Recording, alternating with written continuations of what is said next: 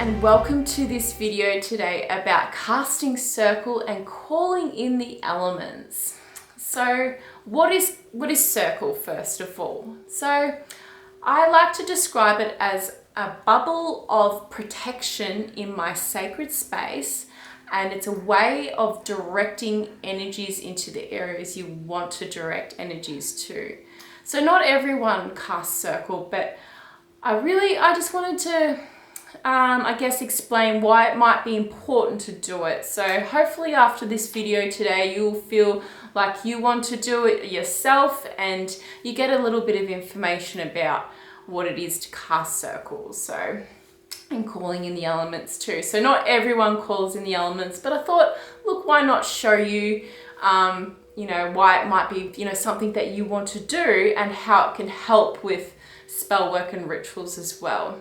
So first of all, yes, casting circle is a sacred protective area for you when you're doing your work, because what we're doing is if you think about it, we're calling in goddesses and gods and ancestors and energy outside of ourselves into our space. So we want, I suppose, particular ancestors, we want particular gods, we want particular goddesses. So if you're not putting that intention in that circle of protection that you've made for yourself, you might be unintentionally calling in stuff, or not calling it in, but stuff might just come in that you don't really want there, you know, like they may not hurt you or anything, or this energies may not, you know, hinder you, but they're sort of going, oh, okay, I'll just come in as well. What's happening over here today? They haven't really, you know, asked me not to come in because, you know, there's nothing here to say that I can't come in.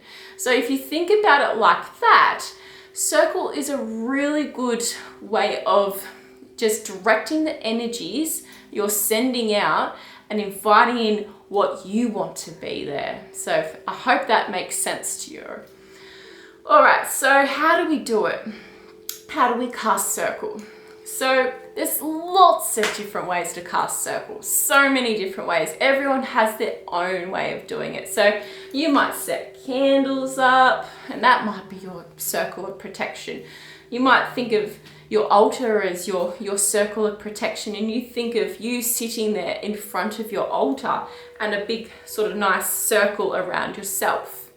So that's another way you can do it. Look, because we have to be realistic in this day and age. Not everyone has a big area where they can do this, you know, big flamboyant circle and do all their candles and everything, because you may have dogs, you may have children, you may have people that are going to come around and knock things over, and then whoops, we've burnt the house down. So there's a essence of reality that needs to come into it as well. So I like to just put that out there.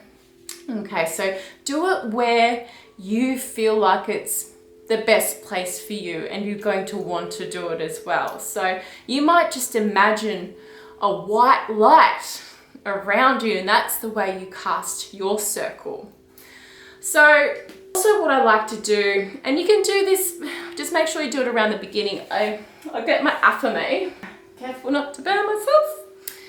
And I like to actually draw the circle around me as well. So that for me is really, it's going, here's my circle, here's my space. So you'll see a lot of witches with affirmations, and there's some beautiful affirmations around, and the affirmation to a witch is like one of the most important things to them when it comes to their rituals and spell work. So if you've got an affirmation, you're probably going to feel some really beautiful connection to it, and that is another really beautiful way of creating a circle for yourself. There's another way, I guess, of thinking about it as well, like when we're calling in energies, like we're calling in our ancestors, we're calling in spirit, there's a respectful way we can do it.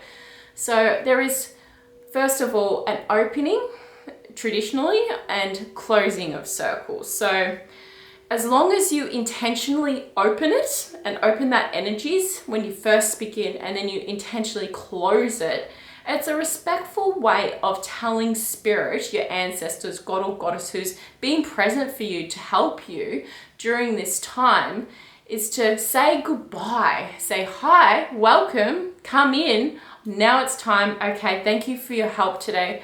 I'm showing gratitude, and now I'm closing circle, because if you don't intentionally open and close, you're leaving energy there in that time, in that space.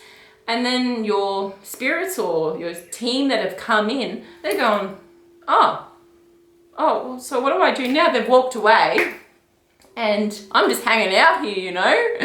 So remember to open and close and be grateful that they've come to you and thank them. So it's just really nice to do that. So that's something I want to mention as well. Okay, so calling in the elements. So we've talked about opening and closing and why it's important to have circle.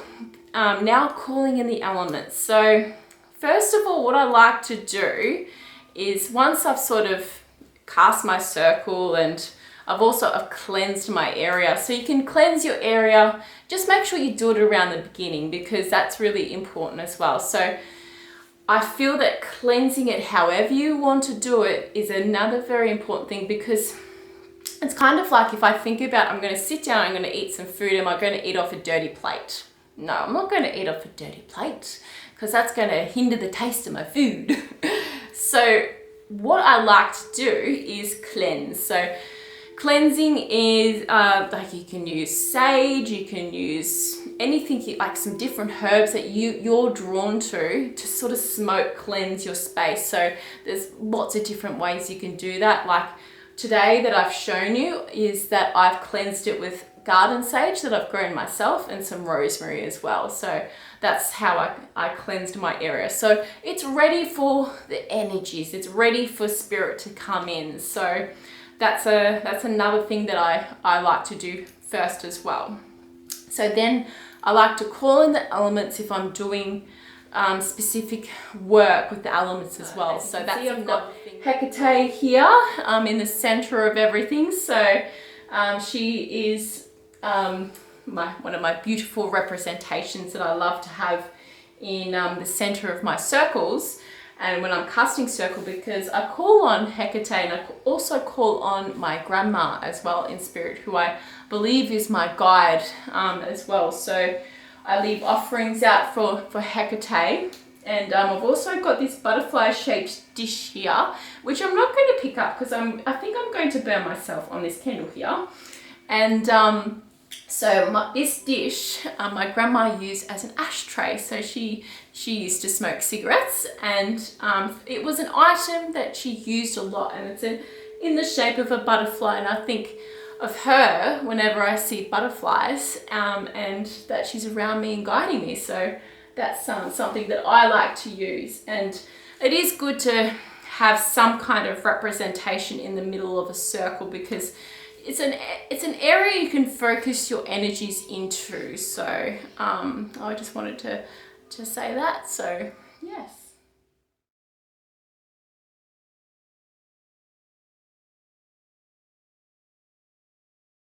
I started off with the east. So the sun rises in the east and then the sun goes down in the west. So what I did is, in the east, I got my singing bowl. I've got a large singing bowl, so that's representative of the east. And I had feathers there as well, and my affirmation as well. And I went around and I used my singing bowl. So that's one of the things I did to call in the element of air. Then I moved on to the south. So I lit my candles, I got my oil, and then I anointed my candles as well. And that was an oil I made myself, so it's a protective oil. So that's something you may be interested in, I don't know. But that is calling in the south. And then I moved on to the west. So that's the element of water, and I drank some new moon water that I made the other night. I drank from my bottle and that was calling in the element of water from the west. And then I moved on to the north. So that is representative of the element of earth. And I picked up one of my rocks and my crystals, and I touched the dirt in my plant as well, that the earth that my plant flourishes in. So I liked to do that as well for the element of earth in the direction of the north. So that was me calling in the elements.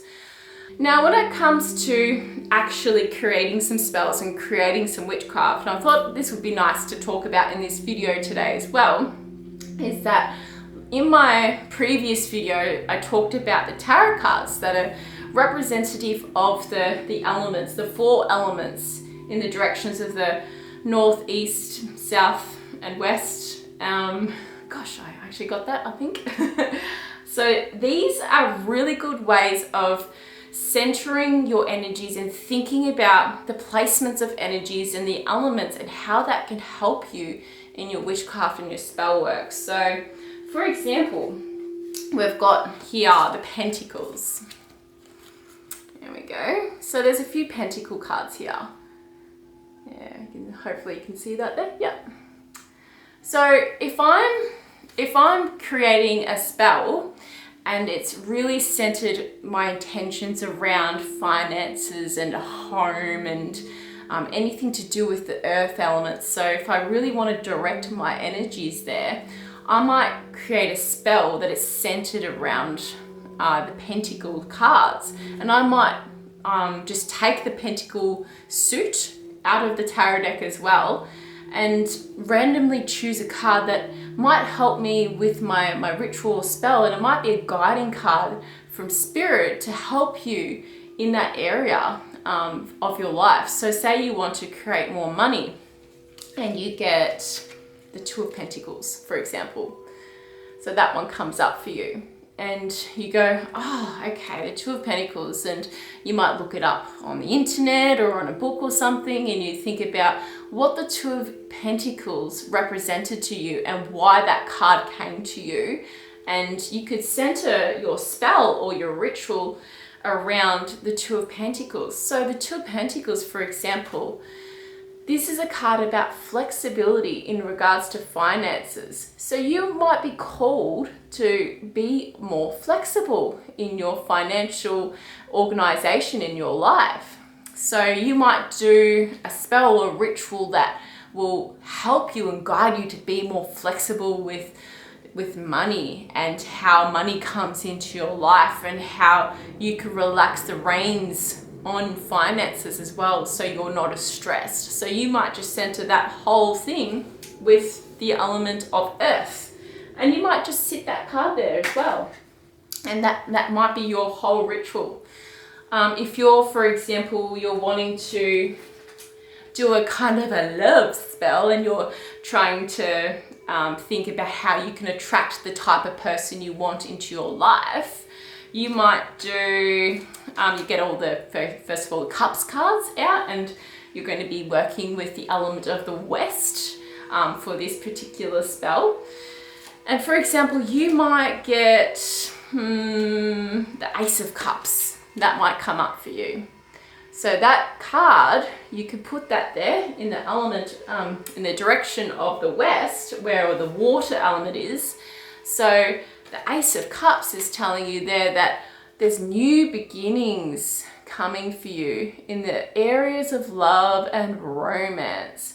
And almost, you can see that hand coming out there, and you can see the overflowing of the water. So all the senses are just totally elated, and you might be, you know, really attracting some love into your life and the type of love that you really want. So you might want to do a spell or a ritual that really just helps you, you know, boost the energies in that area, and then you might just sit it there in the west. So I hope that makes sense, because when we're thinking about making spells and casting spells and how the witches did it all those years ago and why they did it, because everything you start to think about it, it makes sense. So why they did it the way they did it. So it's good to understand a little bit about it and find out information about this type of these types of rituals and spells and why they called in the elements, and it all starts to make sense when you piece it all together. So you will find your way. I want to say, like, you will find your way of doing things and what makes sense to you. So I hope this video helped you guys today, and I certainly had some fun making it. The lights gave me some grief, I will be honest. I was sweating because it was hot in here as well, the candles and the flames and everything, but I had a lot of fun. So I hope this information helped, and thank you so much for joining me today, and I will see you again soon. Thanks.